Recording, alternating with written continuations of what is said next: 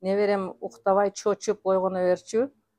Түнү менен ыйлап чыкчу. Анан кийин ушу сенамет уккандан кийин ушул жерге алып келип 7 жолу дем салдыргандан кийин ошонусу калып калды.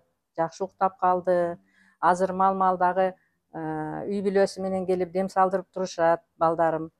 Алардан угуп мен да келдим. Мен жүрөгүм кандай десем тынччылык жок эле да. Мындай кайгыланып эле болбогон нерселерди ойлонуп эле өзүмөн өзүм каякта нерселерди ойлоп, жаман нерселерди. Жол 10 күн келип дем салдырдым. Ошол ойлорум жок болду. Жүрөгүмө тынчтык кирди. Азыр менде уйкум жакшы, ойлонбойм. Кудай таалам өзү жаратты, өзү сактайт деген ойду башыма киргиздим.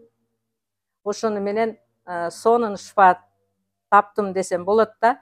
Ушу Шайлообек Үркүнбаев экөөбүз ушу ишти аркалап, негиздеп, элин журтун ойлоп, ушундай клиниканы ачып коюптур. Аллахым өзү колдоп жардам берсин, эли журтубузга шифа берсин. Ушу келиңиздер, ушу жака дем салып, ыйык Курандын касиети менен Кудай таалам шифа берет.